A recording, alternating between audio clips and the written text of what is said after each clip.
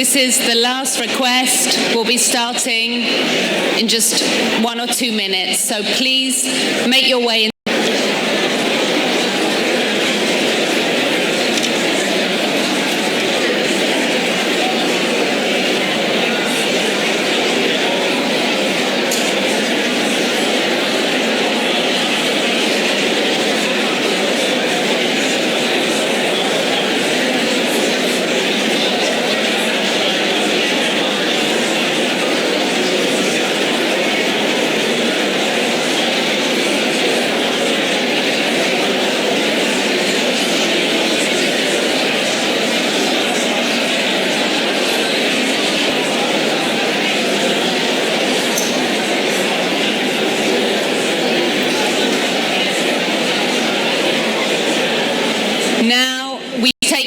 Their seats so we can start on time.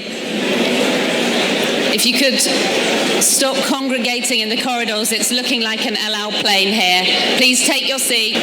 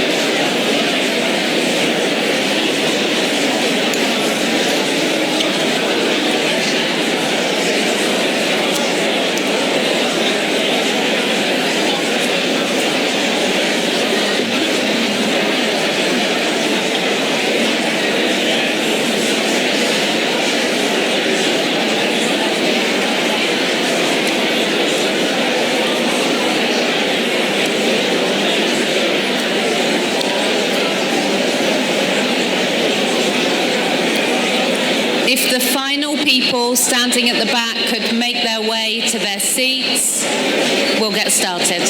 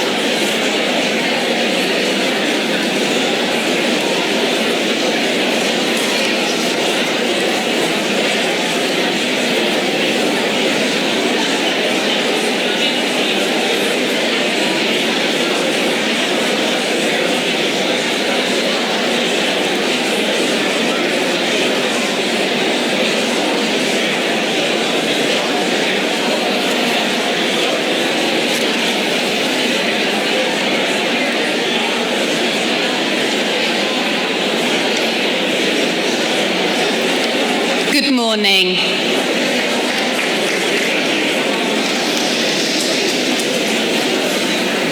Welcome to everybody here. Bruchim habayim and Chag Sameach. My name is Charlotte Halle. I edit the English edition of Haaretz, and I'm truly delighted to welcome you to the first ever HaaretzQ with the New Israel Fund in New York City.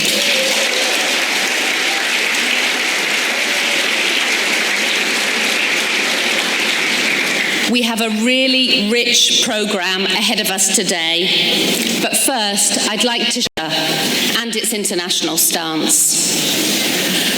We believe that Israel will benefit from a new, frank, Israeli-American... Before we begin, some announcements. For those of you who want to access the hotel's Wi-Fi, the network is Roosevelt Meeting.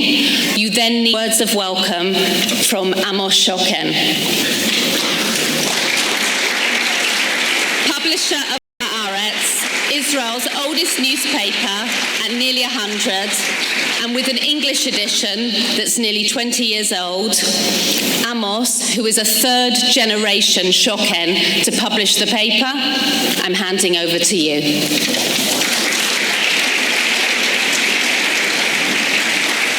Thank you very much, Charlotte, and good morning, ladies and gentlemen. Since a number of years, we have been developing a relationship with readers of Haaretz in America. Now we meet in person, so to speak, a group of people who share with us keen interest in Israel. I want to thank the President of Israel, Ruvi Rivlin, beacon of Israeli democracy, who will address us soon. I want to thank Dr. We hope that today's gathering, conceived together with the New Israel Fund, will offer an ideology for which the establishment of a national home for the Jews in Eretz within the context of a Jewish and democratic state was and is the right and needed solution for the Jewish people. Basically, Zionism envisaged a sovereign national home for the Jews that will enable self-determination and refuge for the Jews, but always within a democratic context, including recognizing the existence of Arabs and their respective rights in Israel and without. This definition of Zionism is reflected in Israel's Declaration of Independence of 1948. It offered peace to Israel's Arab neighboring countries based on the UN partition plan, as well as full equality to Israel's Arab citizens. The fact is that Zionist diplomacy since its early days recognized and accepted the partition of the land between Jews and Arabs. About 10 years ago, we wrote down in 6 short sentences, Mr. Rob Malley, Special Assistant to U.S. President, as well as Knesset member Tzipi Livni, former Foreign Minister, Omer Bar-Lev, Merav Mikhaeli, Ayman Odeh. The definition of Israel as a Jewish and democratic state is based on the Declaration of Independence. It was first coined into law in the 1992 Basic Law, Human Dignity and Freedom. But in recent years, it has come under attack. In Netanyahu's recent attempt to enact a new basic law, Israel, the national home for the Jewish people, he refused even to include the word equality when addressing the rights of Israel's Arab citizens. Equality is what Israel promised its Arab population in the 1948 declaration. The pressure for relegation of democracy and democratic values to a narrow formality in Israel stems from issues that developed around the occupation and the Palestinian Israelis. It also is the result of ethnocentric, nationalistic, and devoid of liberty. For many of us, as Amos noted, these can feel like dark times in Israel and for Israel. But it is Hanukkah, the season of rededication, the time of the year when we remember that when it's dark outside, you don't despair, you light a candle, you shine a light into the darkness. And today, you in this room are that light.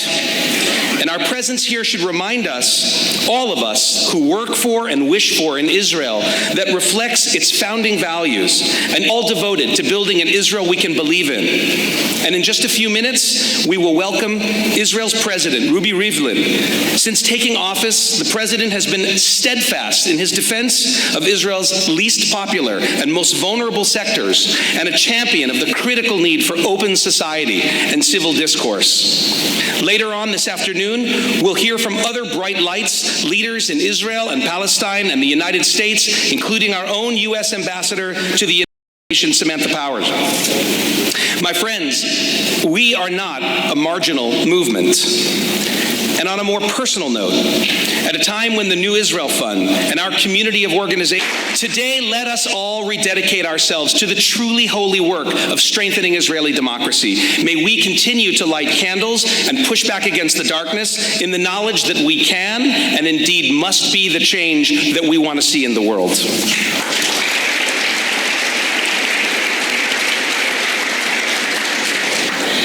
Honorable Israel President Ruvi Rivlin, Amos Shokin, supporters of the New Israel Fund and HaaretzQ. Humanistic values that, in my mind, are the essence of Judaism. It is these values that HaaretzQ promoted during all its years. And friends, the NIF, New Israel Fund, is based on the values of Israel as the homeland of people and a democratic state for all its citizens. We, the Israelis, paper is one of the long-standing pillars of Israel's democracy. The platform is vital to enable a free political dialogue. Thank you. Full of questions, maybe some answers. Thank you.